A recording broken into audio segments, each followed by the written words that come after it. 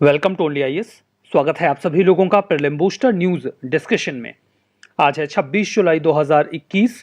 तो आइए देख लेते हैं कैसे कौन से इंपॉर्टेंट आर्टिकल्स हैं जो आज हम कवर करने वाले हैं। अच्छा देखिए, एक जानकारी मुझे आपको और भी देनी थी। किसी ज़रूरी काम की वजह से मैं 2 दिनों तक डिस्कशंस नहीं कंटिन्यू कर पाऊंगा, यानी कि कल और परसों। तो इन 2 दिनों में पारस सर ये डिस्कशंस कंटिन्यू करेंगे, उसके बाद मैं फिर से इसे स्टार्ट कर लूंगा। तो चलिए आगे बढ़ते हैं। हमारा फर्स्ट आर्टिकल चंद्रशेखर आज़ाद जी के बारे में है। 23 जुलाई को पूरे भारत ने उन्हें याद किया उनकी बर्थ एनिवर्सरी पर। इनका जन्म 23 जुलाई 1906 में हुआ था। अलीरायपुर में भावरा नाम की एक जगह है। अलीरायपुर डिस्ट्रिक्ट वर्तमान में आपको मध्य प्रदेश में मिलेगा। उन्होंने नॉन कोऑपरेशन मूवमेंट में पार्टिसिपेट किया था जब उनकी उम्र महज 15 वर्ष की थी। बाद में एज वी नो कि 1922 में महात्मा गांधी जी ने नॉन कोऑपरेशन मूवमेंट को वापस ले लिया। तो उसके बाद इन्होंने ज्वाइन कर लिया एचआरए को, जिसका मतलब है हिंदुस्तान रिपब्लिकन एसोसिएशन। आपको पता होगा यही एचआरए 1928 में जाकर एचएसआरए बन गया, यानी कि हिंदुस्तान सोशलिस्ट रिपब्लिकन आर्मी या एसोसिएशन। चंद्रशेखर आजाद जी 1925 की काकोरी कॉन्स्पिरेसी में भी इन्वॉल्व थे, जिसमें ट्रेन से सरकारी खजाने को लूटा जा रहा था ताकि जो रिवोल्यूशनरी एक्टिविटीज हैं उनके एक्सपेंडिचर को मैनेज किया जा सके। 1926 में इन्होंने वायसराय की ट्रेन को उड़ाने का भी प्रयास किया था।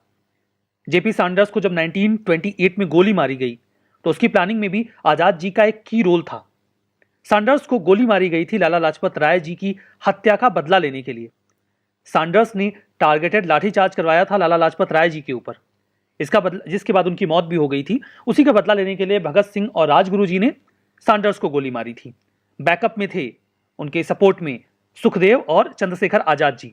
अच्छा चलिए एक सवाल आपसे पूछता हूं, लाला लाजपत राय जी किस चीज के लिए प्रोटेस्ट कर रहे थे जब सैंडर्स ने उनके ऊपर टारगेटेड लाठीचार्ज करवाया था? देखिए, अगर कोई इतनी बड़ी बड़ी रिवोल्यूशनरी एक्टिविटीज कर रहा है तो निश्चित तौर पर अंग्रेज उसे टारगेट करेंगे। तो अंग्रेजों ने घेर रखा था चंद्रशेखर आजाद जी को अल्फ्रेड पार्क में, जो वर्तमान में प्रयागराज में है। उस समय प्रयागराज का नाम इलाहाबाद हुआ करता था, कुछ समय पहले तक भी नाम इलाहाबाद ही था। अल्फ्रेड पार्क का नाम अब बदल के चंद्रशेखर आजाद पार्क रख दिया गया है। जब उनके पास केवल एक गोली बची तो उन्होंने अंग्रेजों के हाथों मरने से बेहतर खुद के हाथों मरना प्रेफर किया और वो आखिरी गोली खुद को मार ली। और इस तरीके से वो 27 फरवरी 1931 को शहीद हुए। अब सवाल यह है कि उन्हें आजाद क्यों कहा जाता था? वो नॉन कोऑपरेशन मूवमेंट में पार्टिसिपेट कर रहे थे। उम्र महज 15 साल थी। गिरफ्तार किए गए, मजिस्ट्रेट के सामने ले जाए गए। मजिस्ट्रेट ने नाम पूछा, इन्होंने जवाब दिया आजाद। बोले पिता का नाम, तो बताया स्वतंत्रता। और जब कहा कि घर कहां है तो बताया कि जेल। उसके बाद से ये आजाद नाम से ही पॉपुलर हो गए। हमारा नेक्स्ट आर्टिकल आर्मेक्स 21 के बारे में है। यूनियन डिफेंस मिनिस्टर ने अभी हाल ही में शुरुआत की इंडियन आर्मी स्कीइंग एक्सपीडिशन 21 या आर्मेक्स 21 के बारे में न्यू दिल्ली से। वैसे ये न्यू दिल्ली में नहीं होगा, स्कीइंग मतलब जो बर्फ पे फिसलते हैं, ये होगा काराकोरम पास के नजदीक में, लद्दाख में। अब देखिए, ये पूरा इवेंट उतना इंपॉर्टेंट नहीं, बिकॉज यूपीएससी अनयूजुअल है कि यहां से प्रश्न पूछे, लेकिन काराकोरम पास हमारे लिए काफी इंपॉर्टेंट है, यहां से प्रश्न आ सकता है। तो इसके बारे में जान लेते हैं। काराकोरम पास एक माउंटेन पास है, मतलब पहाड़ों के बीच एक गैप होता है। ये इंडिया और चाइना के बॉर्डर पर सिचुएटेड है, काराकोरम रेंज में। अगर आप लोकेशन देखना चाहें तो यहां देखिए, ये जम्मू एंड कश्मीर का मैप है। यहां पर आपको मिलेगा काराकोरम पास। ये है सियाचिन का पूरा, ये सियाचिन ग्लेशियर है, ठीक है। यहां पे है इंदिरा कोल, ये है श्रीनगर, यहां पर है कारगिल, ये है उरी, ये है पूंछ। ये ऐसे शब्द हैं जिनको आप अक्सर न्यूज में सुनते रहते हैं। अब यहां पर देखिए, ये जो माउंटेन पास है ये इंडिया की जो यूनियन टेरिटरी है लद्दाख और चाइना का जो जिनजियांग ऑटोनॉमस रीजन है उसके बीच में सिचुएटेड है, जो लेह को याकांड से जोड़ता है, ठीक है। ये जो पास है यहां पर कोई वेजिटेशन नहीं है और ना ही बर्फ है। अब सवाल यह है, बर्फ नहीं है तो वेजिटेशन क्यों नहीं है? बिकॉज बहुत तेज हवाएं चलती हैं, लगातार बहती रहती हैं, तो वो किसी वेजिटेशन को सर्वाइव नहीं करने देती। अब चूंकि वेजिटेशन नहीं है तो ये बहुत ही यूजुअल है कि एनिमल लाइफ भी नहीं होगी। टेम्परेचर काफी लो होता है और वहां बर्फ के तूफान आपको देखने को मिल जाएंगे। तो ये सारी बातें हमने आर्मेक्स 21 और काराकोरम रेंज के बारे में देखा। हमारा next article essential defence services bill के बारे में है। गवर्नमेंट ने अभी इस बिल को लोकसभा में प्रस्तुत किया है। उद्देश्य ये होगा कि इसके पास हो जाने के बाद जो ऑर्डिनेंस फैक्ट्री के स्टाफ हैं वो स्ट्राइक पे नहीं जा पाएंगे। अब ऐसा क्यों है? देखिए, जो ऑर्डिनेंस फैक्ट्री हैं, कई सारी ऑर्डिनेंस फैक्ट्रीज जो हैं इंडिया में, वो आर्म्स एंड एमिनिशंस बनाती हैं। गोला बारूद, गन्स, गोलियां, आर्टिलरी गन्स, ये बनाने का उनका काम है। अगर वहां पर जो भी स्टाफ है या फिर जो भी वर्कर्स हैं वो स्ट्राइक पर चले जाते हैं तो इसका प्रभाव सीधे सीधे हमारी सिक्योरिटी पर पड़ता है। तो इस चीज को रोका जाएगा इस बिल के माध्यम से, अगर ये कानून बनता है तो। इसका मतलब ये होगा कि हम एसेंशियल डिफेंस सर्विसेज को मेंटेन करके रखें ताकि नेशन की सिक्योरिटी को हम इंश्योर कर पाएं, लाइफ और प्रॉपर्टी, पब्लिक एट लार्ज, इन सभी के इंटरेस्ट को हम सिक्योर कर पाएं। जो बिल है वो एम्पावर करेगा गवर्नमेंट को कि वो कुछ सर्विसेज जो एसेंशियल डिफेंस सर्विसेज में आएंगी उनको मेंशन कर देते हैं और फिर उसमें काम करने वाले लोग स्ट्राइक वगैरह नहीं कर पाएंगे। स्ट्राइक या लॉकआउट्स को प्रोहिबिट कर दिया जाएगा किसी भी ऐसे इंडस्ट्रियल स्टैब्लिशमेंट में या यूनिट में जो एसेंशियल डिफेंस सर्विसेज को बनाने में इन्वॉल्व है। राइट टू स्ट्राइक की बात करें तो ग्लोबली इसे रिकॉग्नाइज किया जाता है कि हर व्यक्ति के पास स्ट्राइक करने का अधिकार है। आर्टिकल 19 क्लॉज 1 जो कॉन्स्टिट्यूशन का है उसमें कुछ सर्टेन फ्रीडम्स दी गई हैं, जैसे freedom of speech and expression, assemble peacefully without arms. कई बार स्ट्राइक को इसके साथ जोड़ दिया जाता है कि भाई हमारे पास पीसफुली असेंबल होने का राइट है। एसोसिएशन या यूनियन फॉर्म करने का अधिकार है। पूरी टेरिटरी में कहीं भी फ्रीली जाने का अधिकार है। कहीं भी आप भारत देश में रिसाइड और सेटल कर सकते हैं, हालांकि सब पे कुछ रीजनेबल रिस्ट्रिक्शंस भी हैं।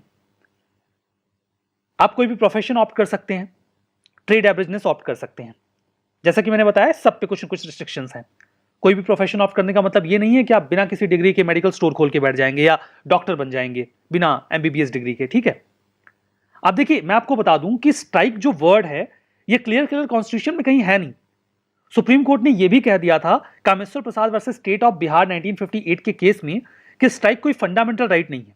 मतलब आप इसे यहां पर right to assemble peacefully without arms में इंक्लूड नहीं कर पाएंगे, लेकिन फिर भी ये एक स्टैच्यूटरी राइट होगा, ठीक है। मतलब गवर्नमेंट एम्प्लॉयज जो हैं उनके पास कोई लीगल या मोरल राइट नहीं है कि वो स्ट्राइक पर जाएं, रादर उनके पास एक स्टैच्यूटरी राइट है जो कि इंडस्ट्रियल डिस्प्यूट एक्ट 1947 उन्हें देता है।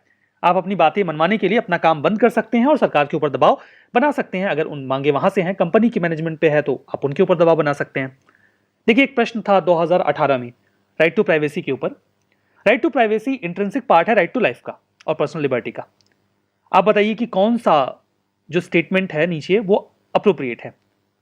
इसमें जो सही जवाब है दैट इज सी, आर्टिकल 21 जो फ्रीडम गारंटी करता है पार्ट 3 में, वो राइट टू प्राइवेसी को भी इंश्योर करता है। हमारा next article right to be forgotten के बारे में है, यानी कि भुला दिए जाने का अधिकार। आपने एक गाना सुना होगा, भुला देना मुझे है अलविदा तुझे। मुझे पता है ये गाना कौन किसके लिए गा रहा है, बट आप ये लाइन गवर्नमेंट को भी बोल सकते हैं कि आप मुझे भुला दीजिए। बिल्कुल इसी संबंध में एक प्ली दिल्ली हाईकोर्ट के पास गई, जहां पर प्ली डालने वाले व्यक्ति ने यह कहा कि मुझे भुला दिया जाए। अब क्या मतलब है इसका कि मुझे भुला दिया जाए? मतलब उस व्यक्ति के संबंध में भी जो भी जानकारी विकिपीडिया पे, सोशल मीडिया प्लेटफॉर्म्स पे अवेलेबल है, उसे पूरी तरीके से इरेज कर दिया जाए, क्योंकि ये उसके लिए प्रॉब्लम क्रिएट कर रहा है। अब ये आपका अधिकार होना चाहिए, बट अभी नहीं है। अब क्या ये जरूरी है सच में? चलिए मैं आपको एक सिचुएशन बताता हूं। कई बार कुछ लोग रिलेशनशिप में होते हैं जो वर्कआउट नहीं करता, कुछ समय बाद वो अलग हो जाते हैं, जिसमें एक व्यक्ति सामने वाले व्यक्ति से बदला लेने के लिए कुछ इंटीमेट वीडियोस या पिक्चर्स को इंटरनेट पर डाल देता है, वायरल कर देता है, जो सामने वाले की लाइफ के लिए डिवास्टेटिंग होता है। ऐसे केसेस में अक्सर गर्ल्स या महिलाएं ही विक्टिम होती हैं। ऐसे सिचुएशन में वो बिल्कुल चाहेंगी कि उनकी जो भी जानकारी इंटरनेट पे अवेलेबल है वीडियोस या फोटोज के फॉर्म में, उसे पूरी तरीके से हटा दिया जाए। एक और एग्जांपल ले सकते हैं। सपोज करिए एक व्यक्ति जल्दीबाजी में ऑफिस जा रहा है, गलती से रेड सिग्नल क्रॉस कर देता है। जो ट्रैफिक पुलिस वाला है वो आता है और कहता है गाड़ी किनारे करके बाहर निकलो। व्यक्ति जल्दी में है, वो बातचीत करके मामला सुलझाना चाहता है और कोऑपरेट नहीं करता, तो उसका कलर पकड़ के घसीट कर बाहर निकालता है। तब तक कोई सिपाही आके बीच बचाव कर लेता है। उसके बाद वो उसको खूब खरी खोटी सुनाता है और फाइन भी वसूलता है। अब इसकी कोई वीडियो बनाकर इंटरनेट पर डाल देता है जो वायरल हो जाती है।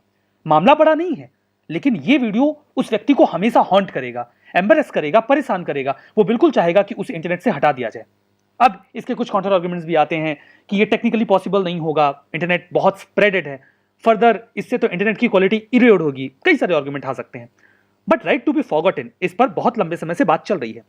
ये इंडिविजुअल के राइट टू प्राइवेसी का हिस्सा है और पर्सनल डेटा प्रोटेक्शन बिल का भी ये एक इंपॉर्टेंट पार्ट है जो अभी तक पार्लियामेंट ने पास नहीं किया है। ये राइट टू प्राइवेसी के साथ जुड़ा हुआ है, जो कि आर्टिकल 21 में डिक्लेयर किया गया है कि हमें मिलता है। 2017 में राइट टू प्राइवेसी को प्रोटेक्ट किया गया आर्टिकल 21 के तहत, जो कि कॉन्स्टिट्यूशन के पार्ट 3 में है।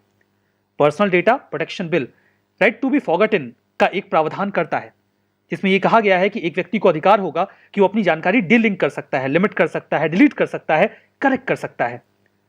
जो भी डेटा फिडुसरीज हैं, जो डेटा कलेक्ट करते हैं, उनके पास से अपनी जानकारी को हटवा सकता है। हमारा नेक्स्ट आर्टिकल EV 100 कैंपेन के बारे में है। यहां पर EV का मतलब इलेक्ट्रॉनिक व्हीकल है। महाराष्ट्र की सरकार ने अभी ये पहले राज्य बन गए हैं भारत के जिन्होंने हाथ मिला लिया है क्लाइमेट ग्रुप के EV 100 कैंपेन के साथ। क्लाइमेट ग्रुप ये उनका नाम है, क्लाइमेट ग्रुप नाम ही है, और उनका कैंपेन है EV 100। EV 100 कैंपेन जो है वो क्लाइमेट ग्रुप का इनिशिएटिव है, जो कि इंटरनेशनल नॉन प्रॉफिट ऑर्गेनाइजेशन है। ये चाहते हैं कि 2030 तक इलेक्ट्रिक व्हीकल्स न्यू नॉर्मल बन जाएं, ताकि हम क्लाइमेट चेंज को काउंटर कर सकें। ये कंपनीज को इंकरेज करते हैं कि आप जो फॉसिल फ्यूल से चलने वाली व्हीकल्स हैं उनसे इलेक्ट्रॉनिक व्हीकल्स पर शिफ्ट कर जाइए, चार्जिंग इंफ्रा को इंस्टॉल करके। 2017 में इसे लॉन्च किया गया था। ये बड़ा कोलिशन है, कई सारी मेजर कंपनीज इसमें इन्वॉल्व हैं जो इलेक्ट्रॉनिक व्हीकल्स की ओर खुद को शिफ्ट कर रही हैं। ये कई तरीके से सपोर्ट प्रोवाइड करवाते हैं, लाइक इन एंटिटीज की कैपेसिटी बिल्डिंग करते हैं, नॉलेज डेवलपमेंट करते हैं, पॉलिसी मेकिंग में हेल्प करते हैं और इंप्लीमेंटेशन में भी मदद करते हैं। जो क्लाइमेट ग्रुप है, इसका जो EV 100 कैंपेन है, ये एक ब्रिज की तरह वर्क करता है, जहां पर प्राइवेट कंपनीज को एक सपोर्ट मिल जाता है स्टेट गवर्नमेंट के साथ कोलैबोरेट करने में, और ये शिफ्टिंग प्रोसेस में उन्हें आसानी हो जाती है। हमारा नेक्स्ट आर्टिकल डाइंग डिक्लेरेशन के बारे में है। हाल ही में CBI के स्पेशल कोर्ट ने 2 पुलिस वालों को आजीवन कारावास लाइफ सेंटेंस की सजा सुनाई। यह सजा एक कस्टोडियल डेथ की वजह से थी, जिसमें एक व्यक्ति की मौत हो जाती है जिसके ऊपर मर्डर का आरोप था। हालांकि आरोप सिद्ध नहीं हुआ था। उसने मरते वक्त यह डिक्लेरेशन की थी कि 2 पुलिस वालों ने उसे बहुत ज्यादा टॉर्चर किया। एक्चुअली में हम जिस इंडिविजुअल की बात कर रहे हैं, 2007 में इन्हें एक फोटोग्राफर की हत्या में आरोपी बनाया गया था। 3 दिनों तक इन्हें लगातार टॉर्चर किया गया, जिसके बाद इनकी मौत हो गई। इन्होंने अपने डाइंग डिक्लेरेशन यानी कि मरते वक्त जो बात कही, उसमें यह बताया कि पुलिस वालों ने इनको 3 दिन तक लगातार टॉर्चर किया 2 लोगों के नाम के साथ, और इनसे कबूलनामा लिया जा रहा था, जिसके लिए बाइक को इनके बगल में खड़ा करके उसमें से पेट्रोल निकालकर इनके ऊपर छिड़क दिया गया और कहा गया कि ये कबूल करें कि हत्या इन्होंने ही की है। जब इन्होंने ऐसा नहीं किया तो इनके ऊपर आग लगा दी गई, जिसकी इंजरी से इनकी मौत होती है। डाइंग डिक्लेरेशन को एक वैलिड प्रूफ मानते हुए उन दोनों पुलिस वालों को अभी आजीवन कारावास की सजा सुना दी गई है।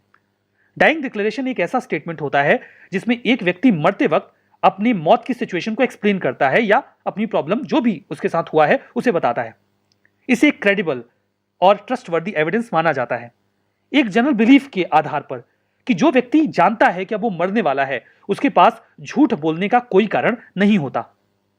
सेक्शन 32 इंडियन एविडेंस एक्ट जो है उसका यह कहता है कि एक व्यक्ति जो मर चुका है या उसने एविडेंस दिया था उसके बाद वो कभी मिला नहीं, उसकी बात को सही माना जाएगा।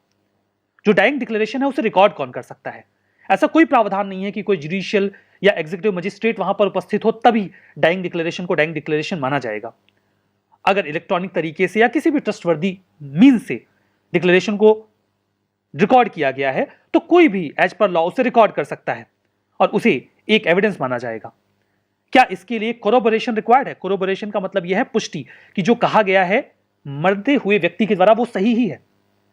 देखिए, डाइंग डिक्लेरेशन कई बार एकमात्र आधार बन जाता है सजा देने का जब कोई और एविडेंस नहीं होता। तो कोरोबोरेशन मेनली अपने एक प्रूडेंस यानी कि विवेक के आधार पर कर लिया जाता है कि सामने वाला व्यक्ति सही कह रहा होगा। ना तो लॉ और ना ही विवेक ही ऐसा कहता है कि हम उस बात को जबरदस्ती जस्टिफाई करें जो एक मरते हुए व्यक्ति ने कही है। हालांकि फिर भी एहतियात के तौर पे कुछ बातों का ध्यान दिया जाता है। जब भी कोर्ट इसको आधार बना रही होती है तो इस बात पर ध्यान देती है कि जो स्टेटमेंट दिया गया है वो सच और वॉलंटरी होना चाहिए। जिस व्यक्ति ने या जो व्यक्ति मर रहा था उसने जो गवाही दी उसमें किसी भी प्रकार का अल्टरेशन नहीं किया गया है, उसको गाइड नहीं किया गया था ऐसा स्टेटमेंट देने के लिए, प्रॉम्प्ट नहीं किया गया था, या वो इमेजिन करके ऐसा कोई स्टेटमेंट नहीं दे रहा था, उसे ऐसा लग रहा था कि ऐसा हुआ था बट हुआ नहीं था।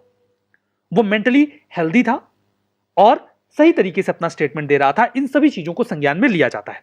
ठीक है, यहां पर कुछ स्टेटमेंट है, आप ट्रू एंड फॉल्स बता दीजिए। चंद्रशेखर आजाद 1912 के दिल्ली कॉन्स्पिरेसी केस में इन्वॉल्व थे।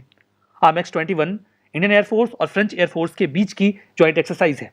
क्लाइमेट ग्रुप एक इंटरनेशनल नॉन प्रॉफिट ऑर्गेनाइजेशन है और राइट टू बी फॉरगॉटन ये सिंक है राइट टू प्राइवेसी के साथ, जो कि इंटीग्रल पार्ट है आर्टिकल 21 का। बताइए कौन सा स्टेटमेंट सही है, कौन सा गलत। आज के सेशन में बस इतना ही। बहुत बहुत धन्यवाद।